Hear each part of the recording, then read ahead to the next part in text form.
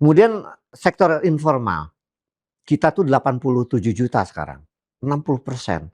Itu kan diduga itu tidak masuk kepada perhitungan PDB. Berarti kan underestimate itu perhitungan PDB kita itu.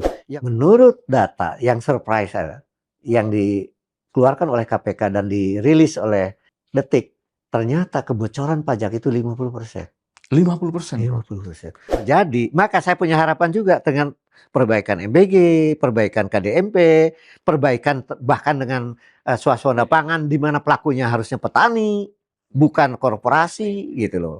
Dan aparat.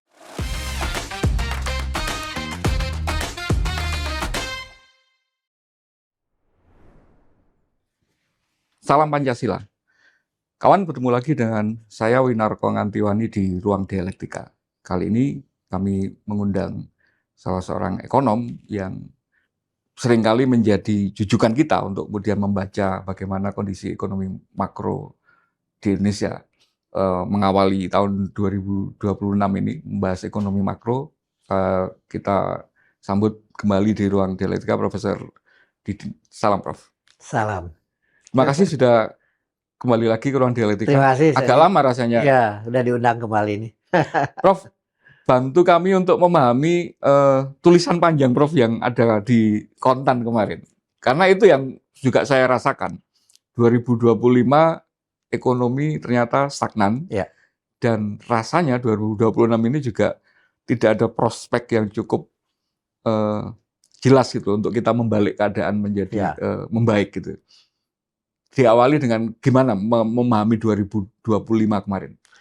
Iya, jadi 2025 itu kan pemerintahan Prabowo awal ya, 1 tahun pertama gitu. Itu sebenarnya diwarisi oleh sebuah kondisi ekonomi yang tidak baik-baik saja sebelumnya itu. Nah, jadi itu satu dari sisi pemerintahan juga tentu saja ada adjustment tertentu yang sebagai pemerintah baru terutama ya. Pemerintahan baru menghadapi warisan yang tidak baik-baik saja itu, lalu kabinetnya juga gemuk begitu, kemudian Menteri Keuangan terutama ya, yang awalnya masih yang lama. Ya. Itu 3/4 lah, 3/4 tahun lah karena gantinya September ya. Gantinya September, kemudian rupanya pendekatannya masih pendekatan secara moneter itu menurut saya belum progresif gitu dalam pengertian inginnya gitu.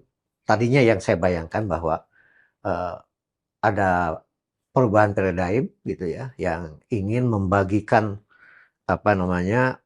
membangun kue itu dalam pelakunya yang banyak gitu. Yang disebut dengan ekonomi untuk rakyat, people centered development itu. It's fine ini buat saya.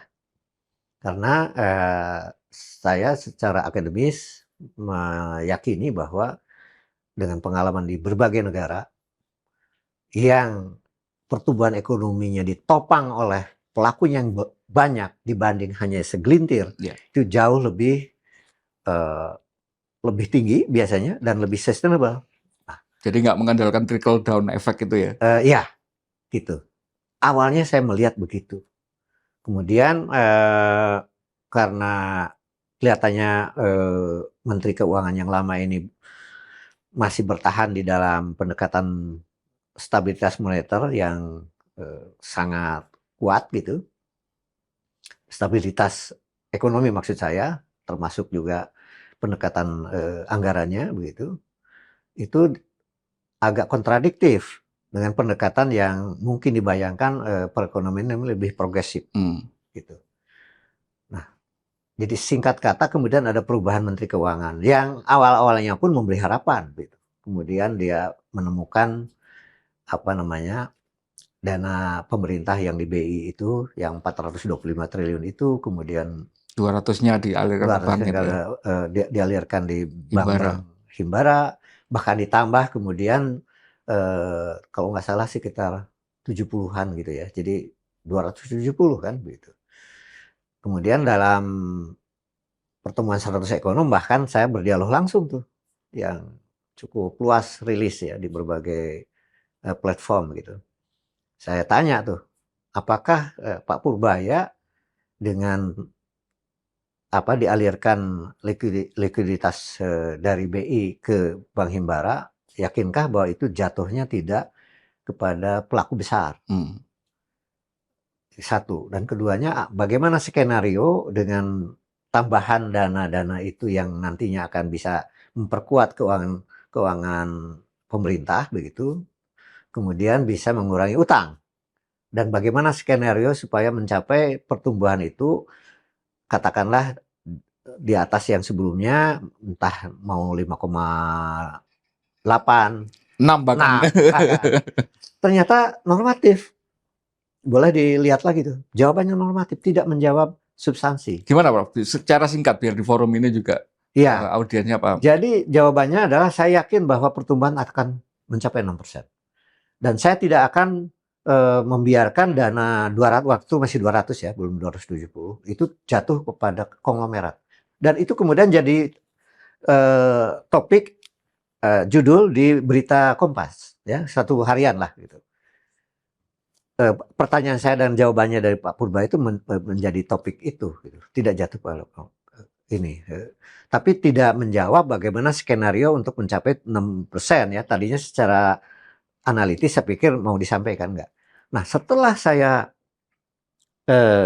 berjalan sampai akhir tahun, ternyata semua pertanyaan-pertanyaan tentang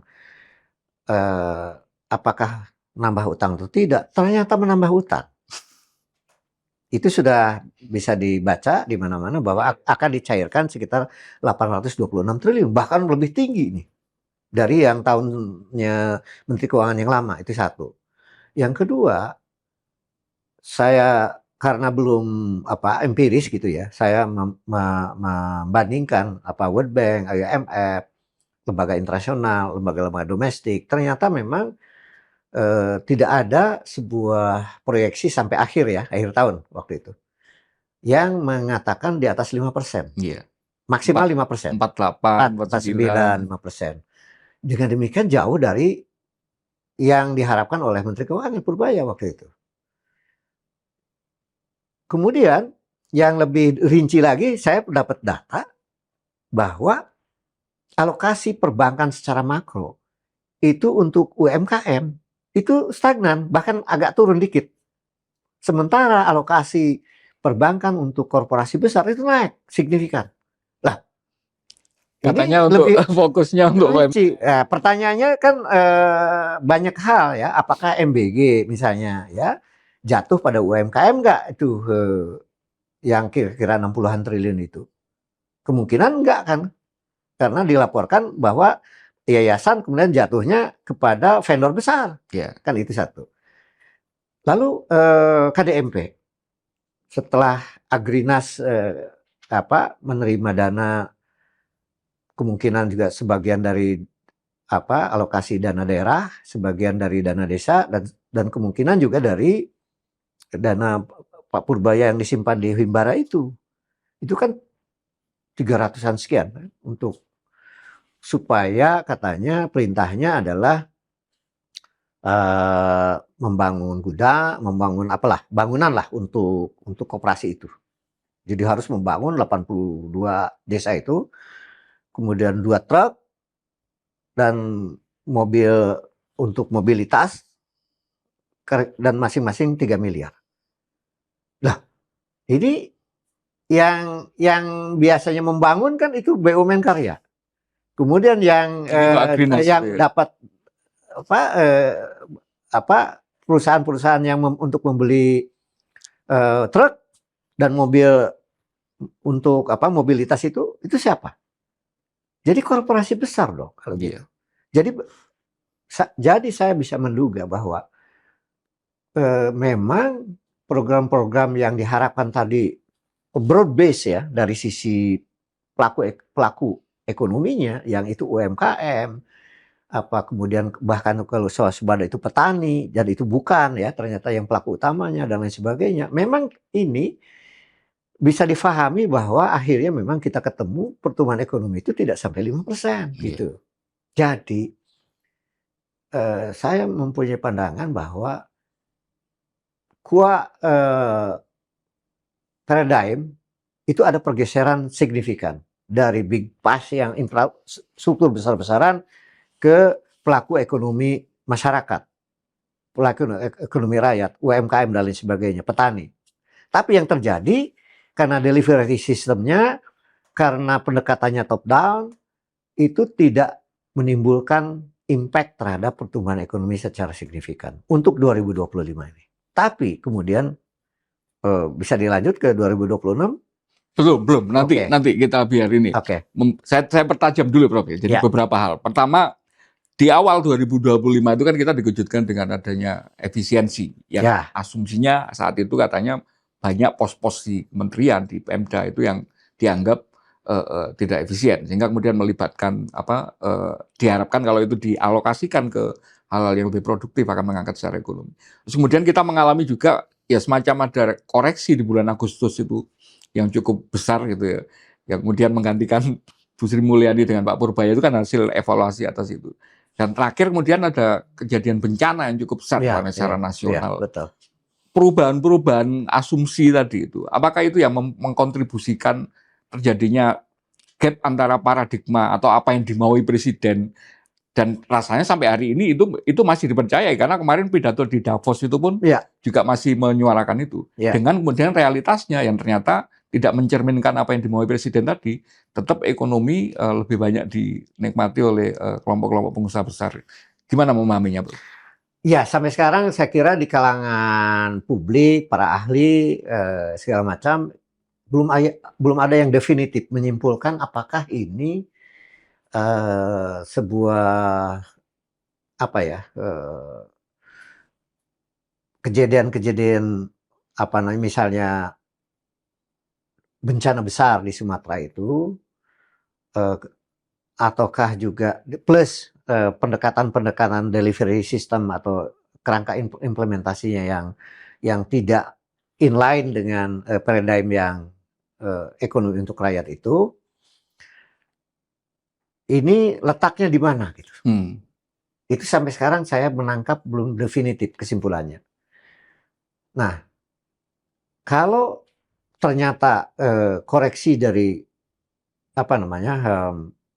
bencana besar di Sumatera itu menimbulkan shock ya, baik secara anggaran, secara moneter, termasuk mungkin dampak terhadap kebijakan. Bahkan itu saya yang paling teringat itu konsepsinya ya Prof Didin yang menyitir Acemoglu itu kan. Ketika ekonomi ekstraktif itu ya dampaknya ya kemarin itu kan Sumatera itu kan. Persis. Bahwa ekonomi kemudian dibangun dari mengekstraksi sumber daya alam gitu kan. Tanpa menghitung resikonya gitu.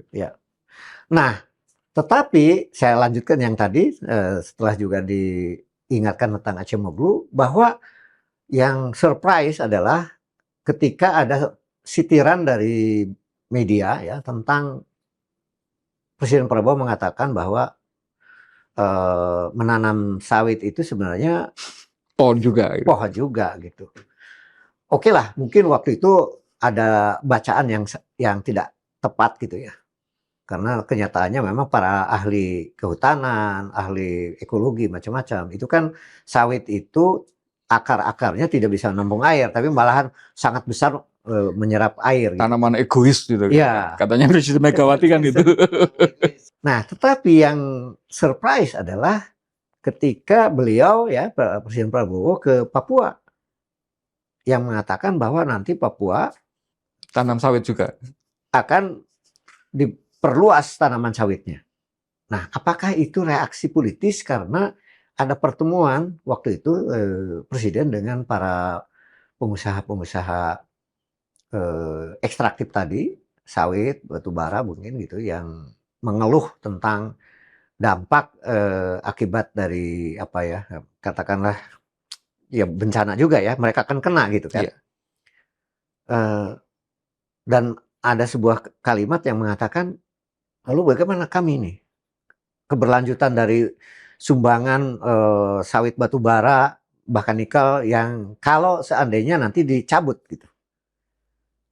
Apakah kemudian itu adalah semacam apa ya, hiburan gitu tanda petik ya waktu di Papua itu, dan reaksinya sangat besar kan dari publik, apalagi para ahli tentang pengulangan di mana sawit itu di Papua pun bahkan akan diperluas. Iya.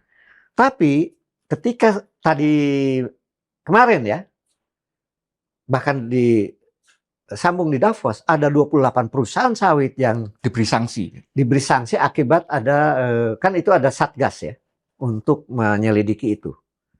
Jadi ada juga datanya gitu ya, bahwa terjadi sebab akibat sehingga terjadi banjir besar gitu kan. Itu bahwa 28 itu dianggap harus bertanggung jawab. Dan didalami oleh dialog yang mengatakan bahwa nanti akan ada penegakan hukum dan mereka harus bertanggung jawab terhadap biaya untuk pemulihan hutan kan gitu. Kalau itu benar, asumsi saya, kalau itu berjalan, penegakan hukum kepada mereka yang dianggap menimbulkan bencana besar itu, pengusaha-pengusaha ekstraktif dan melanggar hukum, apakah di dalam izin, apakah di dalam pembalakan liar atau legal tapi juga dilakukan penggundulan hutan atau apapun gitu. Kalau itu berjalan, berarti bahwa sudah ada koreksi nih untuk soal itu, untuk soal bahwa kita harus lebih punya satu strategi besar, bagaimana memanfaatkan sumber daya alam ini tanpa merisiko ekologis. Iya, merusak secara ekologis. Itu adalah PR besar bagi pemerintah maupun publik secara umum, termasuk pengusaha. Karena saya masih ingat dengan segala kritiknya juga pada zaman Soeharto, itu plywood kan, ada hutan yang digunduli juga kan, tapi ada reboisasi, bahkan ada aliran keuangan. Hutan tanaman produksi. Nah, mengapa ini tidak dilakukan sekarang? Nah, konon dalam dialog tadi malam saya baca akan dilakukan itu. Oke, kita tunggu gitu. Penegakan hukum dan penghutanan kembali yang dibiayai oleh para semacam denda atau apalah pengusaha gitu. Dan kemudian tadi malam di Davos dalam pidatonya bahwa yang saya surprise dan kita pengaruh dari opini publik kalau menurut saya, Prabowo pertama kali menyebut ada pemburu rente. Itu adalah yang saya sangat sering menulis maupun berbicara tentang bagaimana pelaku-pelaku usaha di Indonesia ini sebagian besar adalah pemburu rente. Dan itulah yang menimbulkan ekonomi ekstraktif yang telah menimbulkan bencana besar. Kalau itu juga menjadi kesadaran paradigm dan kemudian diturunkan dalam policy, dan untuk soal bencana besar Sumatera itu adalah konsisten dilakukan, saya ada harapan. Nah, tinggal yang lain-lain nih, perbaikan soal MBG, perbaikan soal KDMP, itu juga harus inline dengan paradigm tentang ekonomi untuk rakyat, di mana pertumbuhan ekonomi ini tidak ditopang oleh segelintir orang selama ini, selama era reformasi, yaitu pelaku-pelaku oligarki yang telah menimbulkan kerusakan ternyata terbesar adalah ekologi di Sumatera itu. Kemudian kerusakan sosial, ketimpangan yang terburuk sekarang di dunia Indonesia ini, gitu kan?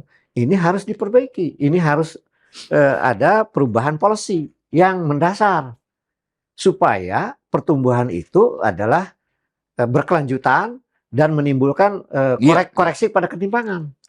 Inklusif dan kemudian ada dampaknya itu langsung kepada sasaran kelompok masyarakat yang paling bawah kan. Dan itu menurut Prof. Didi masih memungkinkan ya berarti dengan. Nah, kalau kan saya tadi mengawali dari pendekatan yang berubah terhadap 28 perusahaan yang cabut. Dan itu sudah fakta. Nah, sementara saya salah satunya Toba Lestari, Bro. Iya. Yang rasanya waktu zamannya Jokowi kan, itu kan sebelumnya kan impossible. Bahkan bukan hanya ini, untouchable gitu. Yang 2 minggu yang sebelum aja kita masih wah ini nggak mungkin lah gitu. Oh, sekarang udah terjadi. Tinggal apakah betul ada penegakan hukum? Apakah betul ada penghutanan kembali yang dibiayai dari denda yang melanggar hukum itu? Kita tunggu pelaksanaannya gitu loh. Kalau itu terjadi, maka saya punya harapan juga dengan perbaikan MBG, perbaikan KDMP, perbaikan bahkan dengan suasana pangan di mana pelakunya harusnya petani, bukan korporasi gitu loh, dan aparat gitu. Satu lagi yang 2025 itu kemudian juga menjadi semacam harapan banyak pihak itu keberadaan Danantara sebagai sebuah sovereign wealth fund gitu yang kemudian diharapkan bisa begitu besarnya aset BUMN kita itu kemudian bisa dikelola sebagai leverage berbagai macam terobosan programnya pemerintah kan gitu. Prof sendiri ngelihatnya apa sudah ada impact-nya dari Danantara selama tahun 2025 atau murni hanya sekedar ya masa persiapan aja belum ada? Ya seperti yang Mas Win katakan lebih kepada persiapan kalau menurut saya. Tapi tadi malam ya pidato di Davos itu Presiden Prabowo yang agak salah satu yang terpanjang dinarasikan itu adalah Danantara. Karena mungkin punya impact internasional juga ya, bagaimana investor yang diharapkan untuk pendidikan, untuk kesehatan, untuk apa istilahnya ekonomi hijau macam-macam itu rupanya nanti Danantara sebagai vehicle untuk mendatangkan investor itu. Yang harus dicatat oleh publik juga, kalaupun ada investasi asing besar-besaran misalnya, harus dibedakan sovereign wealth fund yang mendatangkan investor asing itu harus dibedakan dengan foreign direct investment (PMA). Kenapa, Prof? Kalau konsep SWF ini, sovereign wealth fund ini, di mana kita punya leverage katakanlah 16.000 triliun itu, atau setidak-tidaknya dari hasil BUMN yang disisihkan yang disisihkan itu katakan 1.000 triliun, itu kan bukan dana kecil sebagai sebuah leverage untuk mendatangkan investor. Perbedaan yang paling utama adalah menentukan tentang misalnya employment dan teknologi seperti apa.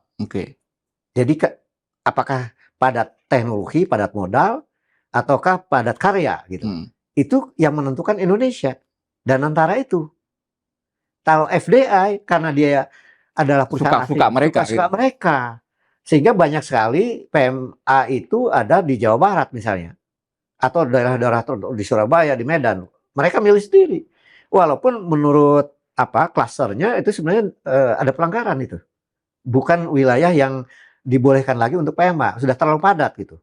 Maunya di luar Jawa macam-macam gitu. Tapi mengelompok di antara terutama Jawa Barat, Jawa Timur gitu kan. Nanti dengan SWF Danantara itu kalau memang benar Danantara bekerja gitu, harusnya adalah sebesar-besarnya menciptakan employment, teknologinya juga yang mid aja mungkin appropriate ya, teknologi tepat guna yang cocok dengan padat karya kebutuhan. Ada juga mungkin yang tinggi tapi kan dicocokkan dengan kita yang mendesain. Jadi desainnya kita yang menentukan. Ada bargaining lah. Ada bargaining karena kita punya leverage 16.000 triliun itu toh.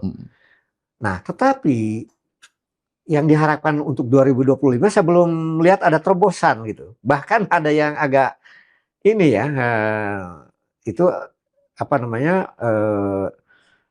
petinggi investasi itu, investment Chief Investment Officer-nya, CIO-nya itu Pandu Sahrir, bahkan dia berapa puluh triliun itu nanam di capital market. Nah, padahal itu kan yang harus dihindari. Sama ini, ke BUMN bermasalah kan gitu. BUMN bermasalah. Garuda. Gitu, Garuda tiba-tiba dapat belasan triliunan macam-macam. Padahal harusnya kan diaudit dulu gitu loh. Harusnya kan diaudit dulu. Jadi mungkin ada katanya mau investasi apa yang agak tepat itu untuk menaikkan yang ke arah digital mungkin gitu kan. Sama ini kemarin tuh waste treatment energi gitu jadi BTE. Jadi pengolahan sampah lah ya. Pengolahan sampah tapi yang agak harus hati-hati adalah udah diumumkan ada ratusan triliun untuk BUMN khusus tekstil. Jadi ini masih belum solid ya. Iya. Konsepnya itu. Nah, satu dan keduanya ada kesan juga tertutup gitu. Harusnya kan ada transparansi dalam pengertian melibatkan para ahli memberi masukan walaupun mereka juga berhak menyusun, tapi sebaiknya para ahli yang ada latar belakang macam-macam di Indonesia ini kan Iya. dimanfaatkan. Kalau perlu diadakan sebuah diskusi meja bunda, FGD macam-macam untuk mengidentifikasi sebenarnya kebutuhan apa Iya. yang paling Iya. tepat dan antara mendatangkan Iya. dengan skala prioritas dan sebagainya gitu.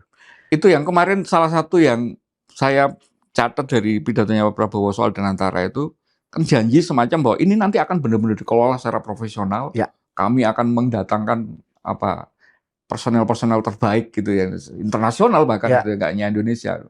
Nah, tapi kan prakteknya selama setahun ini kemarin dari mulai board-nya sampai direktifnya itu mulai CEO sampai CIO-nya itu kan masih menjadi pertanyaan publik, Bro. Ya. Kepalanya masih merangkap sama menteri investasi kan gitu kan. Iya. Pandu sendiri masih ada kaitannya sama Sarir sama grupnya Toba misalnya gitu kan. Nah, itu gimana memahaminya? Iya, saya nggak gap lagi gap antara apa yang dipidatokan sama pelaksanaan ini. Itu problem 2025 itu begitu. Dan antara juga termasuk yang tidak inline ya antara konsep sovereign wealth fund yang refer to Temasek gitu, apalagi yang Norwegia itu dan sebagainya. Norwegia. Yang SWF terbesar di dunia yang sukses besar gitu kan. Temasek juga, lalu Khazanah bahkan di Malaysia yang sukses, bukan yang gagawan MDB bukan. Mengapa tidak benchmark ke mereka gitu kan? Kan ada dua konsep kan kalau menurut saya SWF yang sukses itu. Satu adalah melihat di dunia ini mana yang blue chip, lalu invest di sana untuk mendatangkan melipat gandakan uang yang kita punya gitu.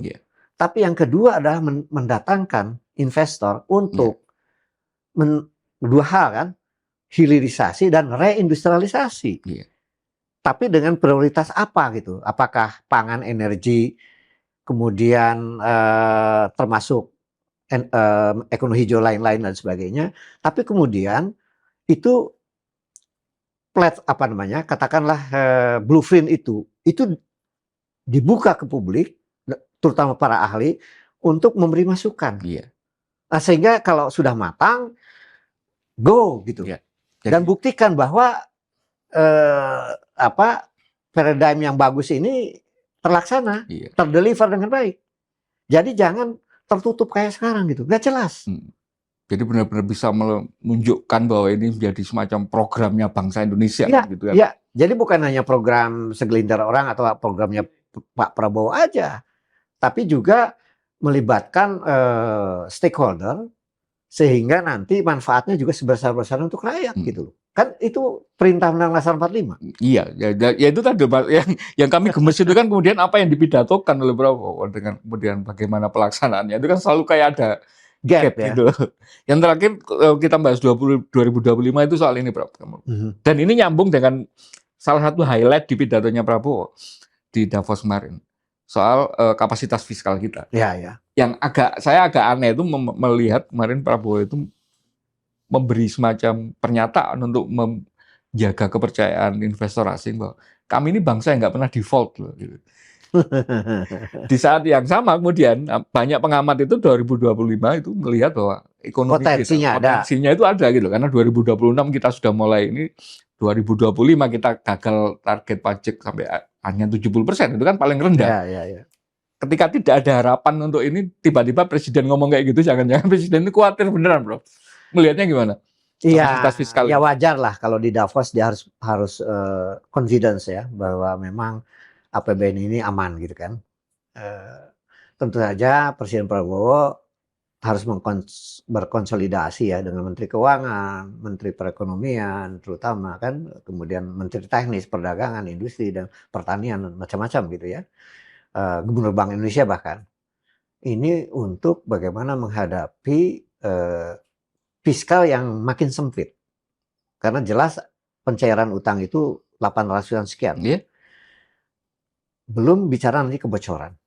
Belum nilai tukar yang semakin belum nilai tukar yang melemah. Ya. sempat hampir menyentuh 17.000. Jadi tentu saja setelah di Davos dan kemudian dengan tepuk tangan yang sangat meriah ya dari ribuan CEO dan puluhan kepala negara gitu ya, itu harus dijadikan modal untuk mengkonsolidasikan secara internal. Bagaimana sinkronisasi antara monetary policy dengan fiscal policy. Ya. Kemarin ini kan ada kritik bahwa Pak Purbaya ini kan Menteri Keuangan rasa moneter kan gitu. Karena pernah pengen jadi gubernur Bank Indonesia kan. Nah, tapi dengan terlepas soal apakah Thomas Jiwandono akan mau menduduki gubernur BI dan kemudian Yuda Agung mau jadi wakil menteri keuangan. Oke, itu teknis ya. Tapi substansinya adalah bagaimana independensi Bank Indonesia di satu pihak tetap terjaga, sehingga tidak terjadi lagi kasus waktu zaman akhir pemerintahan Soeharto di mana Bank Indonesia bisa diintervensi, tetapi juga Bank Indonesia harus mempunyai policy moneter yang progresif dalam pengertian dia independen stabil kurs juga tetapi dia harus juga paham karena di The Fed juga selalu perubahan suku bunga acuan itu direlasikan dengan ekonomi real. Ekonomi real, bagaimana employment, bagaimana pertumbuhan ekonomi. Nah, itu kesannya selama ini stabilitas pasif ya, kalau menurut saya. Di satu pihak harus merespon bagaimana kebutuhan dari sisi anggaran agar pertumbuhan ekonomi yang didukung oleh aktor yang luas itu, ekonomi rakyat, itu harus direspon secara moneter yang setepat mungkin. Tapi di lain pihak juga Presiden Prabowo harus berdiskusi secara sangat serius dengan Menteri Keuangan, sebenarnya apakah pendanaan dengan fiskal yang sudah sempit ini dan utang juga menambah, apakah pengeluaran yang hampir sekitar 300 triliun untuk MBG ini tidak terlalu besar? Karena kebutuhannya dari berbagai studi tidak sebesar itu. Gitu. Apalagi sampai hari ini rasanya itu hanya semacam cost center doang gitu kan. Keluarnya tidak menjadi semacam mesin pertumbuhan kan. Gitu. Karena juga pelibatan UMKM-nya sangat minimal. Sangat minimal. Ada ya, tetapi belum signifikan gitu. Belum signifikan. Artinya kalau dia jatuh pada UMKM, tidak pada yayasan-yayasan itu, yang notabene jadi vendor-vendor besar, itu dampak terhadap pertumbuhan ekonomi nyatanya 2025 memang belum kelihatan, belum kelihatan gitu. Ini harus dikoreksi dari sisi anggaran ya, dari sisi APBN. Nah, KDMP juga sama. Dengan dikuranginya alokasi dana daerah. Padahal daerah-daerah itu dengan alokasi dana daerah yang selama ini itu adalah sumber pertumbuhan ekonomi di daerah. Ini jangan juga dikurangi gitu. Jadi harus dirumuskan sedemikian rupa koperasi itu adalah real koperasi dan bergerak secara bisnis-like. Nggak top down gitu. Nggak top down.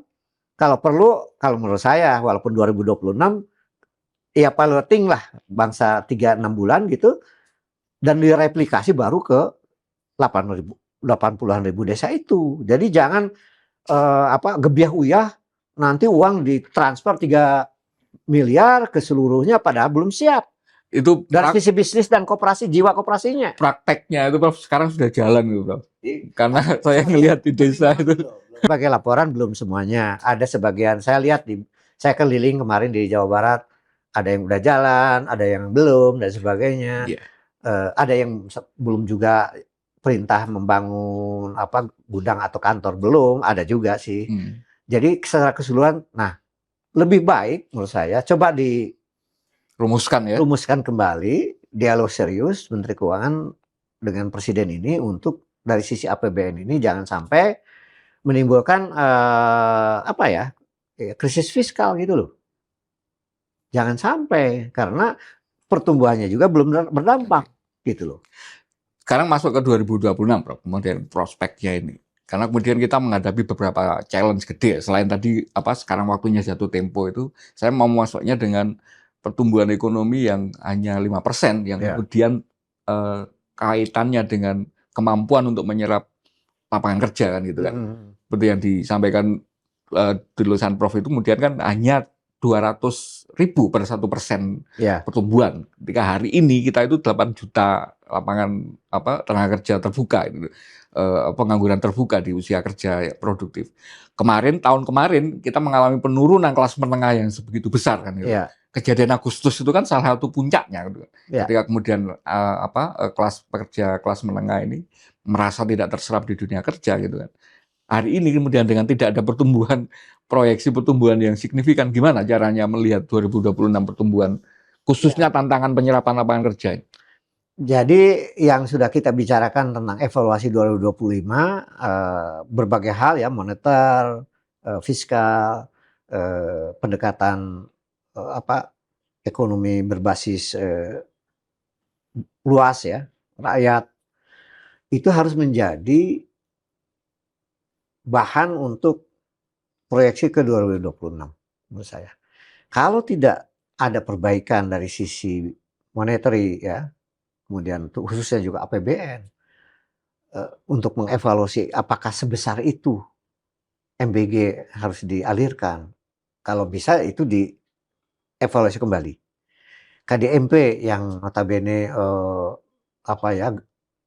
langsung 80.000, 3 miliar, itu juga kalau perlu piloting dulu.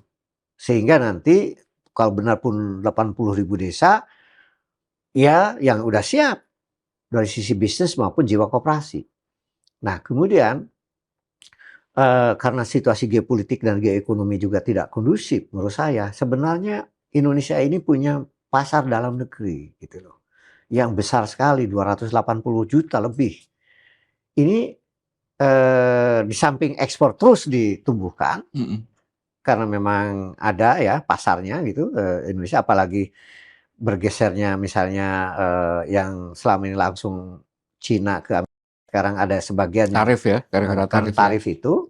Nah Indonesia harus cerdas menakar tentang situasi geopolitik geoekonomi agar menangkap peluang ini, menangkap peluang pergeseran pasar dari negara yang kena, terutama China dan negara-negara Asia gitu, itu ditangkap. Tetapi pasar dalam negeri ini sebenarnya sangat potensial. Industri-industri yang import substitution industri itu harus digerakkan sedemikian. Ketika Soeharto juga dari 70 sampai 80 kan utamanya itu industri subsidi impor. Nah, ini dan ada yang tidak terlalu canggih teknologinya, yang cepat gitu. Macam-macam. Betul tekstil, tapi apakah bukannya kemudian ya tekstil.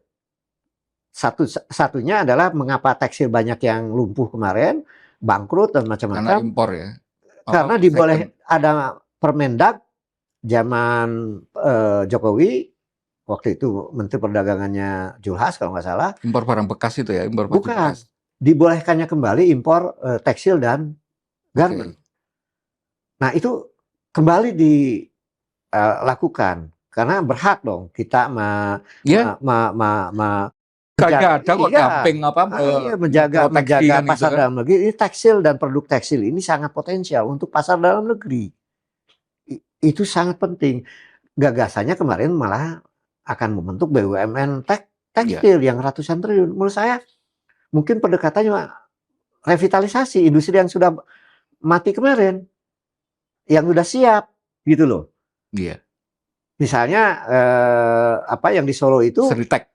Tinggal manajemennya, karena dia kan udah punya pasar di berbagai negara lain dan sebagainya. Bukan mendirikan BUMN. Iya, kalau khusus gitu tekstil itu sebenarnya kita itu daya saingnya itu cukup kuat karena pesaingnya itu relatif hanya Vietnam, Bangladesh gitu kan. Betul. Tapi untuk kemudian produk-produk dari merek-merek asing yang kemudian dikerjakan di kita itu sebenarnya sangat kuat sekali gitu brandnya. Belum yang isu digital ekonomi ya. itu untuk pasar dalam negeri. Nah, jadi pemerintah harus hadir melakukan regulasi agar di satu pihak berkembang digital ekonomi, tetapi berbagai produk, apakah itu pakaian ataukah yang sifatnya offline gitu, itu juga harus dijaga gitu, keseimbangan yang ekonomi yang offline dengan online itu harus dijaga tetap gitu. Nah, apalagi kalau nanti misalnya kembali kita menjaga tidak adanya lagi impor dari luar ya, termasuk dari China, itu akan bisa bangkit kembali. Plus melakukan regulasi yang seimbang antara offline dengan online. Karena untuk transportasi relatif sudah. Iya, logistik ya. Dan logistik. Itu sudah ada regulasi sedemikian transportasi online jalan, tetapi yang offline kan masih juga terjaga karena ada regulasi di Kementerian Perhubungan. Mengapa di bidang tekstil dan garment, pakaian, itu tidak dilakukan sebuah regulasi yang bisa menyelamatkan juga. Itu yang Rojali Rohana itu loh. Kan itu nggak boleh juga mati mereka. Karena menyangkut mungkin jutaan ya. Iya kan, jadi outlet juga kan ke pasar offline. Ada memang yang cerdas, kombinasi ya. Jadi dia juga tetap offline tapi online jalan. Tapi itu harus hadir pemerintah. Jadi saya malah menyeluruh. Jadi karena kita ini termasuk pengguna internet terbesar di dunia ya. Yeah. Keterlibatan masyarakat, penduduk dan sekaligus konsumen ini terhadap kehadiran ekonomi digital itu sangat besar. Ya. Yeah. Tapi negara harus hadir dalam pengertian begini. Kalau UMKM selama ini masih belum terdigitalisasi, nggak perlu mereka harus menguasai sepenuhnya teknologi digital. Jadikanlah hub-hub perguruan tinggi, NGO untuk supaya digitalisasi UMKM ini mereka nanti tinggal connect ke hub itu kan. Ada UMKM Hub, ada Tani Hub, Nelayan Hub dan sebagainya. Jadi dalam rangka memicu pertumbuhan yang makin tinggi, tapi juga berbasis luas terhadap pelaku, adalah ekonomi digital yang menghadirkan seluas mungkin pelaku dengan pemerintah hadir terhadap keberadaan digital ekonomi ini, yaitu kerjasama dengan perguruan tinggi, dengan NGO, dengan pemberdaya masyarakat untuk ada hub-hub itu. Tidak semua pelaku ekonomi itu harus menguasai teknis. Cukup dengan platform tertentu dihubungkan, misalnya petani. Iya. Itu kan. Karena yang saya itu sering heran tuh gini, ketika itu dikerjakan oleh inisiasi swasta gitu, itu tingkat penetrasi, tingkat adopsi itu cepat sekali. Ya. Tapi ketika pemerintah yang mengerjakan sebagai sebuah program, itu kenapa kayak rasanya kesannya itu susah banget gitu.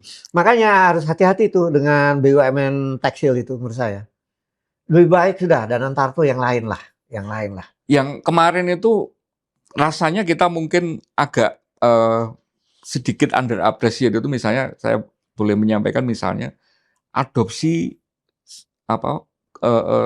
mekanisme pembayaran berbasis cash menjadi berbasis aplikasi QRIS ya, penerapan QRIS itu adopsinya luar biasa cepat sekali. Artinya masyarakat itu juga aware sekali ya. Makanya karena ketika masyarakat itu merasa bahwa sebuah aplikasi atau sebuah teknologi itu mudah dan menguntungkan, itu nggak ada kebutuhan macam-macam muluk-muluk untuk menjelaskan kenapa kita harus gini, kenapa. Mereka otomatis itu karena tadi datanya ternyata di dunia ini kita keterpaparan internet itu sangat tertinggi di dunia katanya, tapi ya yang negatif. Tapi sekarang menjadi harus positif, memanfaatkan awareness terhadap internet dan digital ini untuk kebangkitan ekonomi. Negara harus hadir gitu loh. Tapi di lain pihak membiarkan, nanti belum masuk kali ya, online misalnya. Malah saya tadi mau ke situ. Karena hari ini juga yang kemudian kemarin rasanya juga kita sangat membebani ya besar, kan shadow ekonomi itu. Ya, ya. Bagaimana kemudian berbagai macam hasil kegiatan ekonomi formal ini ketika kemudian tidak dibingkai dengan kerangka yang benar, akhirnya kan terserapnya itu masuknya ke ekonomi underground ini, Bawah tanah, shadow ya kan? ekonomi. Karena bawah Yang tanah kemudian kan. itu jelas tidak ada pajaknya, jelas Iya. tidak terdaftar, Merusak juga. merusak moral hazard bangsa Iya. gitu kan. Nah ini gimana cara memotong ini di Itu satu yang sisi? jadi secara umum menurut saya beberapa kali ke Jepang ya, kemudian ke Eropa gitu. Jadi di dunia ini jangankan negara-negara berkembang, negara maju saja ada 2 kategori untuk digital ini. Waktu saya ke Washington itu menemukan ternyata di bidang transportasi online dengan offline itu perang. Antara ojek pangkalan, Iya. ojek ini kira-kira gitu ya. Kira-kira gitu, yang taksi ya. Kemudian di London juga. Tapi yang menurut observasi dan bacaan saya, itu ada beberapa negara yang berhasil mengharmonize ya offline online ini. Itu Jepang terutama. Yang paling hebat itu Jepang. Jadi transportasi yang tidak yang offline lah ya, yang tidak menggunakan aplikasi itu harmonis saja karena hadir negara. Iya. Dengan regulasi yang adil ya, yang fair, yang melayani semuanya gitu loh. Di Prancis juga lumayan gitu. Jadi beberapa negara boleh jadi benchmark. Nah, jadi keseluruhan itu Indonesia harus segera mentreatment teknologi digital teknologi ini untuk kebangkitan ekonomi. Nah, kalau tadi kita bicara bagaimana supaya pertumbuhan ekonomi di drive oleh pelaku yang sangat luas sehingga pertumbuhan dengan pemerataan bisa bersama-sama, tapi dengan digital ini, saya kira kita sangat terlambat. China juga tadi. Misalnya apa? Misalnya transportasi udah lumayan, tapi itu juga belum sempurna. Tapi di bidang hub tadi. Itu rantai nilai mereka sudah benar-benar. Tapi juga yang kebocoran dengan digital ini. Itu online itu 1.200 menurut PPATK tahun 2025 1.200 triliun dan banyak sekali anak-anak yang terlibat. Kan anehnya di Cina itu udah selesai soal itu. Tidak ada dan kemudian malahan kita yang lebih ironis lagi, kemudi dari online itu di sebuah negara tetangga kita, bukan di dalam negeri. Dan anak-anak kita banyak yang jadi bekerja di sana. Nah harusnya kan ini menurut saya harusnya cepat selesai dong dengan kepolisian yang bisa menegakkan hukum itu mestinya. Tapi kalau tidak selesai berarti kan ada sesuatu dong di penegakan hukum sendiri.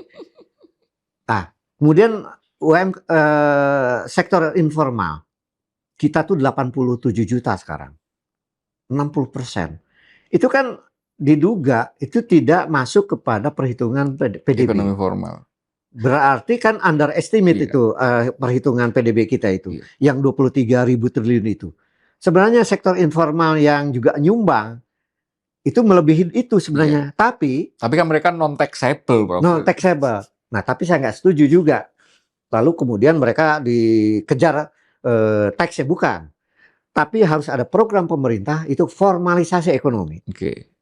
Biar mereka yang bankable dan lain sebagainya, bukan mengejar yang lemah itu. Nah, di satu pihak ada program besar-besaran agar memformalisasi ekonomi. Kan ciri negara maju apa itu? Hampir tidak adanya sektor informal. Iya. Kalau di Eropa itu semuanya formal gitu. Karena semuanya terdaftar. Hanya mau jadi tukang benerin flat aja itu harus ada izinnya gitu. Nah, sehingga taxable juga gitu. Walaupun mungkin taxnya rendah, gitu kan? Ya nggak apa-apa kan. Kalau dia di bawah penghasilan kena pajak kan ya memang nggak bayar pajak, tapi terlaporkan. Gitu. Tapi sektor informal sebagai candra di muka menghasilkan entrepreneur sejati itu juga harus dipelihara lah. Karena salah satu yang kemudian juga menjadi kayak rasanya PR Menteri Keuangan yang sampai hari ini belum terjawab itu. Karena harusnya ketika dia sebagai penguasa fiskal kan, bukan main-main moneteris. Harusnya kan kemudian memberi semacam gambaran bahwa strateginya gimana sih untuk menutup defisit 30%. Nah, Hari ini kan kita nggak pernah jelas. 3% ya. Iya, untuk menurut maksud saya 30% dari target pajak. Kalau defisit kita yang 30% ya pasti itu juga menjadi PR gitu. Tapi kemudian bagaimana di satu sisi, dan itu kan pernah menjadi janji Prabowo juga di awal ketika kita berburu pajak itu tidak berburu di kebun binatang kan gitu kan. Katanya memperluas base rasio tax rasio ini kan. Katanya 18 bahkan 23 kan gitu. Hari ini kan kita tetap mentok aja di sekitar 11 gitu kan, nggak pernah bisa naik ketika ekonomi. Memang Pak Purbaya sedang mengejar itu para petugas pajak yang nakal. Bahkan sudah KPK udah masuk. Oke, teruskan itu gitu. Tetapi konsepnya adalah kan dua kan pajak itu. Satu adalah memperluas basis pembayar pajak dan intensifikasinya. Menurut data yang surprise yang dikeluarkan oleh KPK dan dirilis oleh Detik, ternyata kebocoran pajak itu 50%. 50%. Itu Detik loh yang ngutip dan nggak dibantah sampai hari ini. Bayangkan kalau pajak kemarin ini kira-kira 1.900 ya. Bisa 3.000. Itu kan 950 triliun. 3.800% harusnya. 3.800. Iya, harusnya kan 3.800 triliun. Harusnya, bukan 1.900. Jadi nggak perlu. Dan ternyata dugaannya justru makin besar sebuah korporasi makin punya modus untuk menghindar pajak. Kenapa ini tidak menjadi sasaran? Bukannya mengejar UMKM, sektor informal bahkan itu. Kenapa enggak ini gitu loh? Nah, tentu aja aparat penegak hukumnya harus dibereskan dulu dong. Apakah kepolisian, kejaksaan, KPK. Jangan sampai kemudian main-main kan. Main mata dengan petugas pajak, macam-macam. Kemudian diamankan bahkan yang tidak bayar pajak. Itulah. Ada berbagai modus perusahaan-perusahaan besar itu bagaimana menghindar pajak, membuat perusahaan cangkang dan macam-macam. Kan itu sebetulnya saya yakin Pak Purbaya sudah tahu itu. Tinggal didukung eksekusinya termasuk oleh penegakan hukum. Karena kalau benar kita hilang 1.900 menurut data KPK katanya, itu kan nggak harus utang dong. Iya. Nggak harus utang dong. Ya nggak apa-apa utang, tapi murni untuk dipakai untuk pertumbuhan gitu. Iya, gitu kan. Yang kemudian ini juga menjadi pertanyaan, dari mana kemudian sumber pertumbuhan ini ketika kemudian spending government ya sudah segitu-segitu aja, nggak bisa ngangkat ekonomi domestik juga daya serapnya segitu, ekspor oke lah, ada kemungkinan bisa meningkat, kan juga nggak mungkin drastis. FDI ini kan yang harusnya menjadi kunci gitu ya, menjadi semacam tapi kan selama ini kita mentok kok ketika ICOR kita segitu tinggi. Gimana caranya untuk? Ya kalau menurut saya lagi-lagi tadi kalau kita udah mengidentifikasi berbagai kelemahan sehingga alokasi fiskal kita itu tidak menimbulkan dampak terhadap pertumbuhan yang signifikan, kita perbaiki dengan serius dong. Jadi alokasi anggaran yang misallocation of resource dari anggaran itu diperbaiki. Apakah itu dikoreksi volumenya, ditingkatkan pengawasannya. Itu kalau program-program tadi yang tidak berdampak pertumbuhan ekonomi, apakah MBG, KDMP, katakanlah swasembada pangan, energi, IKN, belum IKN, gitu kan? Itu kan yang tidak menimbulkan sensitivitas terhadap pertumbuhan ekonomi ya diperbaiki dengan serius gitu. Lalu kebocoran, kalau kebocoran dari pajak yang katakanlah ribuan triliun itu, belum kebocoran yang 30% dari APBN korupsi ya. Karena korupsi macam-macam itu. Belum penyelundupan ekspor gitu. Yang ilegal dan sebagainya. Nah, itu kan kuncinya di penegakan hukum juga yang harus dibenahi agar tidak ada main-main lagi penegak hukum dengan para pelaku ekonomi itu gitu. kalau pidatonya di Davos itu sudah masuk sebenarnya bahwa akan serius membenahi tentang bagaimana pelaku ekonomi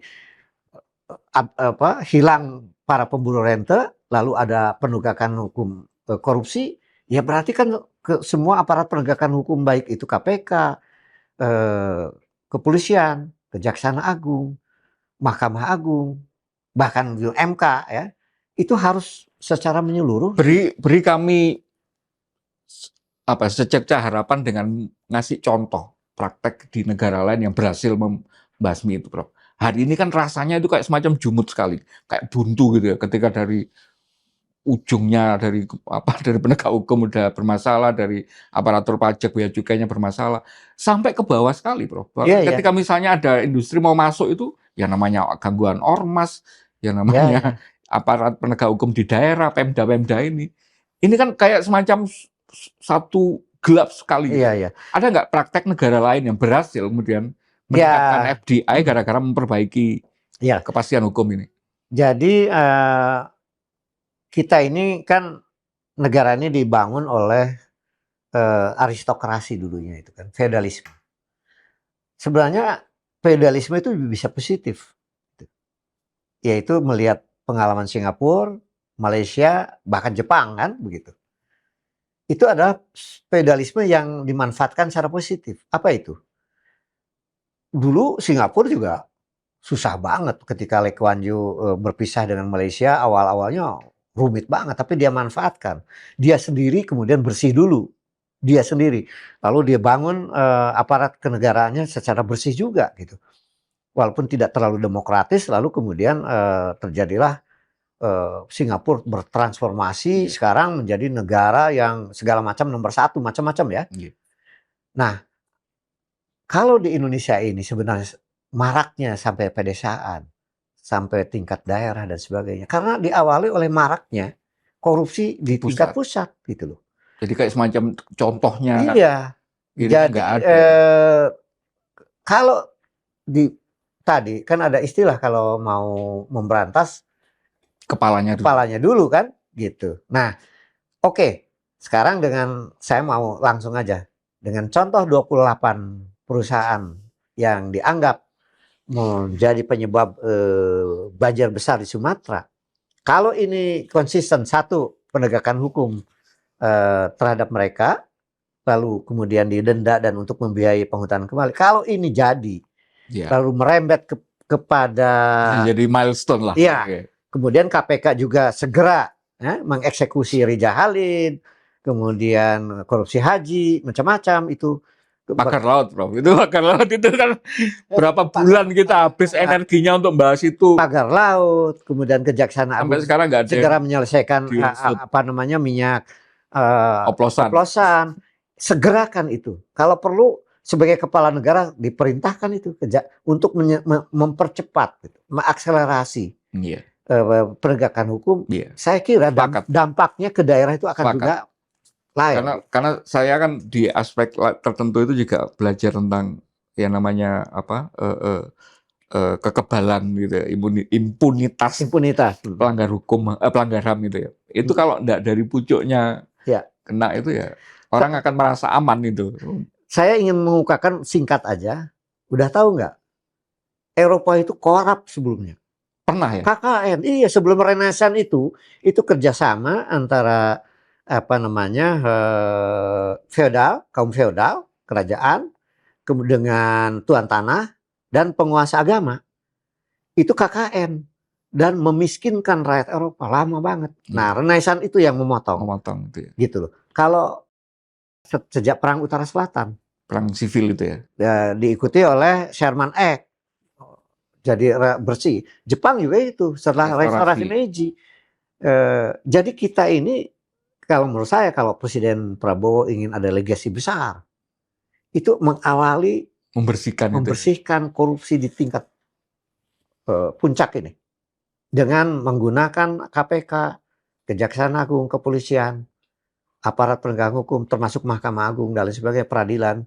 Tidak ada lagi mafia peradilan. Menurut saya baru itu nanti ke bawahnya. Iya, dan itu akan punya dampak terhadap pertumbuhan ekonomi.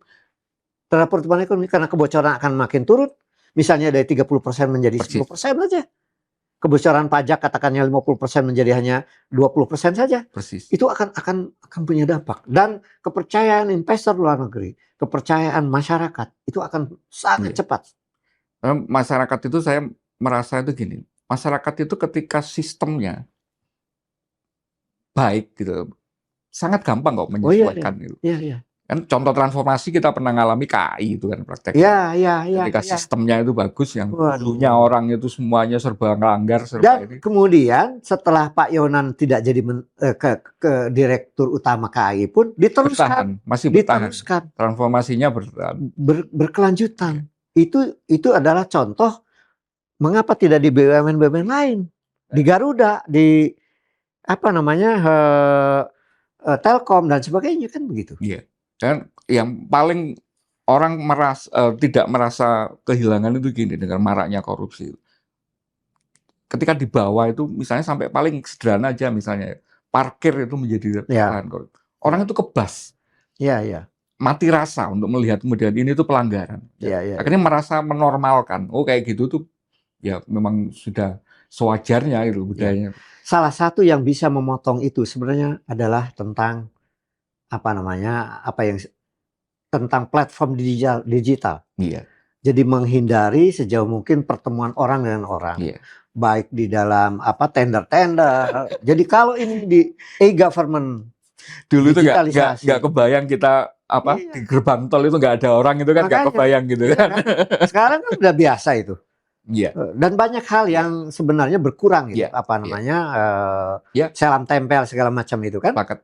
Jadi kalau kita bisa melihat sisi positifnya, sebenarnya kekuatan untuk kita merubah itu banyak sekali kan. Banyak. Kemampuan transformasi digital, adaptif kita gitu untuk ini. Masyarakat sipil yang relatif demokratis gitu.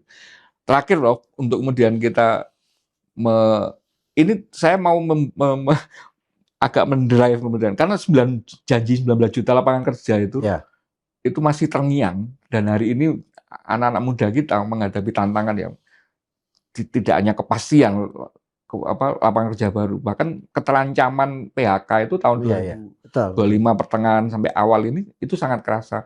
Kemarin itu akhir tahun terendah, tersepi di sektor pariwisata, Prof, yang katanya kemungkinan akan berdampak sampai liburan Lebaran karena selisihnya yang sangat pendek.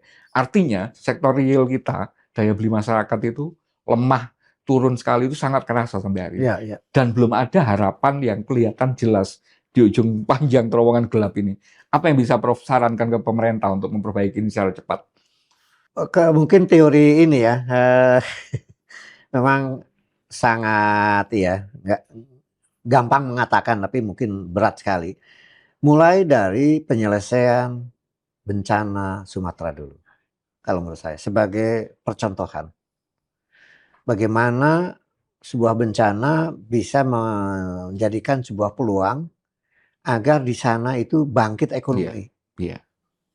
Karena rakyatnya itu begitu sudah menderita.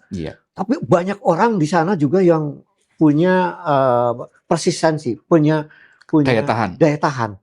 Nah, apakah itu dibangkitkan lewat mengolah kayu, kemudian bekerja sama untuk menghilangkan itu lumpur, dan kemudian sawahnya tumbuh kembali, kemudian industri kuliner, macam-macam. Nah, itu yang pertama kalau menurut saya.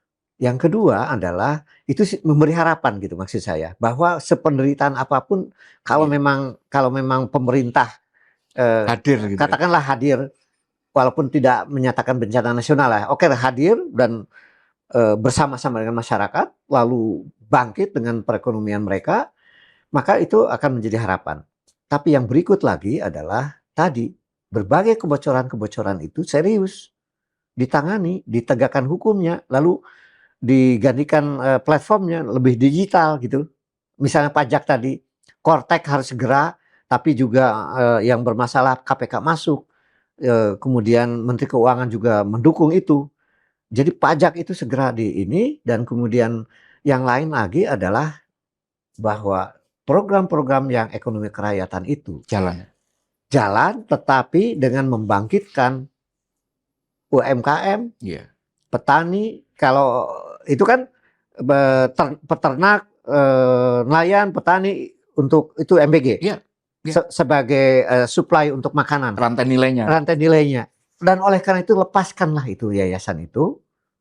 Tapi dimanfaatkan kalaupun ada yayasan hanya untuk fasilitator agar bangkit UMKM, bangkit nelayan, bangkit petani, bangkit peternak Ya, menarik. lokal. Dan itu saya kira itu menjadi ada efek balik terhadap pertumbuhan ekonomi, saya kira. Begitu juga KDMP. Kalau menurunkan PPN, menurut saya itu insentif. oh insentif aja ya, bukan strategi ya. Iya, bukan strategi. Tapi itu juga ya, untuk semacam shock terapi biar cepat di masyarakat itu ekonomi kerasa jalan itu. Sebenarnya stimulus-stimulus itu banyak yang bisa dilakukan lewat pajak, lewat menurunkan tarif listrik, dan lain-lain. Jadi berbagai insentif dan disinsentif untuk supaya masyarakat daya belinya naik itu banyak lah. Itu juga bisa. Itu bisa ya. Bisa saya kira. Prof. Didin, terima kasih banyak sekali lagi. Sama-sama. Seperti biasanya sangat mencerahkan, dan meskipun tidak ada kesimpulan di situ, tapi saya yakin kalau mengikuti paparan ini akan banyak sekali hal-hal yang bisa diambil oleh baik pemerintah maupun kita sebagai publik gitu, karena memang rasanya data tadi Prof. Didin memaparkan sangat jelas, memang tidak ada tidak ada miracle yang kita bisa harapkan di tahun 2026. Tetapi kalau pemerintah mau, sebenarnya masih banyak hal yang bisa dilakukan untuk memperbaiki. Ada prospek. Makasih banyak. Kita ketemu di ruang dialektika berikutnya, Prof. Salam Pancasila. Sama-sama, terima kasih. Salam Pancasila. Assalamualaikum. Waalaikumsalam warahmatullahi wabarakatuh. Sama-sama.